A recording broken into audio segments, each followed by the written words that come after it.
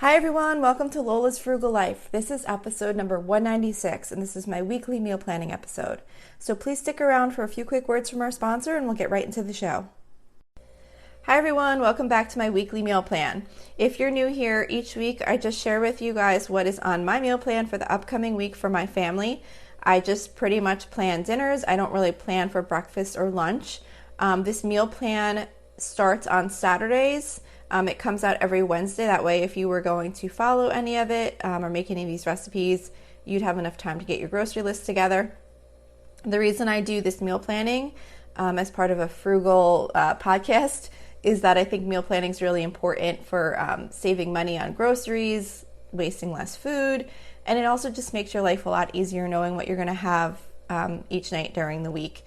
That's how I do it. I do it where I'm actually literally making what I have on my plan. I'm making it that night. I don't really stray from that unless we have something going on or something changes where I just can't do it that night, or we have too much leftovers from another meal or whatever. But I know some people kind of also just like to have kind of like a plan for meals and then just kind of pick that night what they're going to make. But it's more just about having the meals that you're going to make for the week and having the food on hand. So this meal plan starts on Saturday, May 7th, and on Saturday I am making Italian baked eggplant, which is from allrecipes.com. So this recipe is called Italian baked eggplant, but it's actually, the eggplant is actually fried first, and then you bake it in the oven, with the sauce and the cheese. I'm just pointing that out because there are some baked eggplant recipes where you don't ever even fry the eggplant. I haven't really found a good one yet that I really liked. I just feel like eggplant, to me, seems like something that has to be fried for it to come out good in like an eggplant parm. I definitely do like chicken parm, just totally baked, and I do pork chops totally baked and things like that. But for some reason, to me, the eggplant needs to be fried for it to come out like how I consider like eggplant parm to taste good. And this recipe does have a tomato sauce recipe as part of the recipe, but I don't actually use that, so I can't comment on how that is. Usually for this one, I'm usually trying to cook fairly quickly, so I'll probably just use a jarred sauce, and sometimes I do make a homemade sauce, but it's a separate recipe that I have for like a simple marinara sauce that I would normally make if I was going to do homemade. And then on the side with that, we're going to do baked ziti, which is from allrecipes.com. And that is just a really simple, ziti tossed with ricotta cheese and mozzarella, egg, and the sauce, and then just baked in the oven. So what I do is I bake that in the oven while I'm cooking the eggplant. That way, as soon as the ziti is done, I could take that out and then get the eggplant right in. The timing's a little bit off, but the ziti is supposed to sit for at least 15 minutes before you serve it anyway.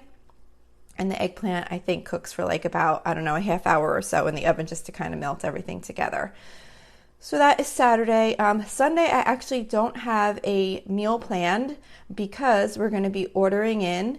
Sunday will be Mother's Day, so happy Mother's Day to everyone out there. So I am not cooking on Sunday. We're going to do a Mother's Day meal, although as of right now, at least one of my daughters is working, and then the other one I'm assuming will be working, so I'll probably be driving back and forth all day, picking them up and dropping them off. They're working on the weekends now. Until we get closer to summer with their summer jobs. So anyway, we're not cooking on Sunday.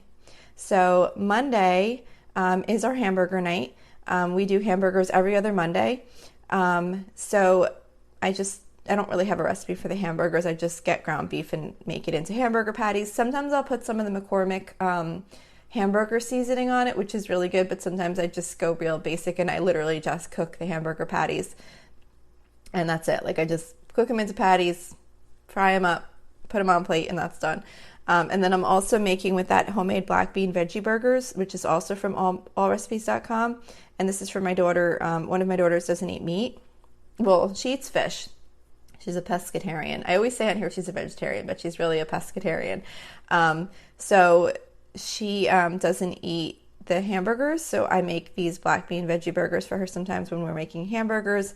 And they're really quick. I actually skip some of the ingredients. It calls for like onion and bell pepper and lots of things like that. I just do really basic, and I just basically do the black beans with the breadcrumbs and the egg and then just kind of throw some seasoning in there and bake it in the oven. So that's that. And then we're just going to do a can of pork and beans and oven fresh seasoned potato wedges, which is also from allrecipes.com. It's a good side dish to go with the hamburgers, and you pretty much just cut up the potatoes in wedges, throw them in a Ziploc bag and toss them around with some olive oil, Parmesan cheese, and some seasoning, and then you just bake them in the oven. They come out really good to go with the hamburgers. I'll probably not make them as much as we get more into the warmer weather, just because you do have to bake them in the oven for quite a while, but we're still making them as of right now. Tuesday, we're doing tacos. Really no recipe here. I just take ground turkey. Of course, you could use whatever meat you like to use and just season it. I actually don't even use a taco seasoning mix. What I've been doing lately is I just season it with some seasoned salt and some chili powder, and it seems to come out good that way, and I don't have to worry about having taco seasoning on hand. And then I just put out all the lettuce, tomato. I sometimes put out refried beans for my daughter who doesn't eat the meat. She'll eat the refried beans as like her taco filling, and then some cheese and sour cream and all that kind of stuff. So that is for Tuesday. Wednesday, we're doing fried flounder. We've kind of gotten into a routine now where we're making this every 2 weeks. It's just kind of a simple meal, and my husband really likes seafood, so we're kind of been rotating in the fried flounder as a more regular meal. I don't really have a recipe for that one. I just buy the flounder in like the frozen kind in a bag like that you would get at like BJ's or Costco or whatever, and I just dip it in egg and bread it and fry it. And the one thing I have found is that if you put the oil on a higher setting and really like kind of brown the flounder like as soon as it gets in the pan, it makes it much easier to flip, because I used to have a really hard time with cooking flounder where it would like be falling apart as I was trying to flip it over.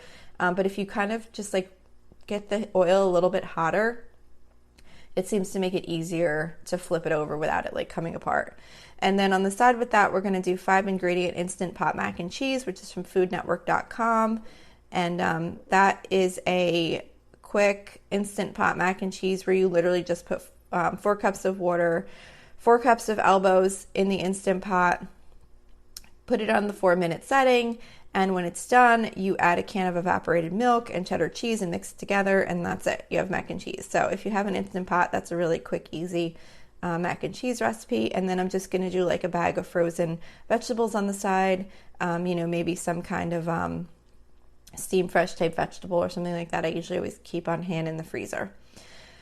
Thursday, we're going to do Instant Pot split pea soup, which is from foodnetwork.com. If you like split pea soup and you've never made it in the Instant Pot, and if you have an Instant Pot, I would definitely recommend trying it.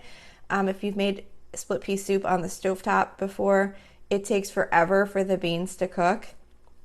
They come out perfect and so quick in the Instant Pot. So that's what we're doing for Thursday, and I'm just making grilled cheese on the side with that. We usually do either some type of soup and grilled cheese on Thursdays or breakfast for dinner, because that's the night that I go food shopping, and I just try and make the dinner kind of as quick and easy as possible on that night, since I have to go food shopping, come home and put all the groceries away also. So that's for Thursday. So Friday is the last day of the meal plan, and for this Friday we have mushroom pork chops, which is from allrecipes.com. This is a recipe where you basically just take pork chops and you saute up fresh mushrooms, and then you like cook the pork chops in them, and then you add a can of cream of mushroom soup to kind of make like a gravy with it.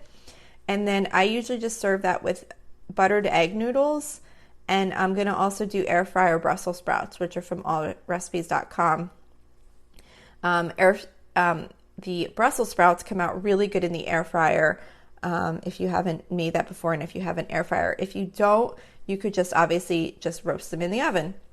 So that is it for this week. I hope this episode was helpful to you. If you have any tips or suggestions or comments for me for any reason, you can reach me at facebook.com/lolasfrugallife. You can also email me at lolasfrugallife@gmail.com.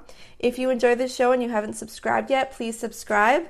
Also, if you wouldn't mind leaving me a rating review, a 5-star rating Or if you would like to write a review, that would be awesome too. But even if you just want to do the star rating, it's supposed to be really super helpful in having the show found in search results. So that would be a big help to me. And I forgot to mention the user group. We also have a private listeners group, which is at facebook.com/groups/Lola's Frugal Life. We have a really nice group of people there. I'd love to have you join us. So if you submit a request, I will approve it as soon as I see it, which is usually every day. I pretty much check the site every day. So that's it for today. Thank you so much for listening, and I hope you have a really awesome day.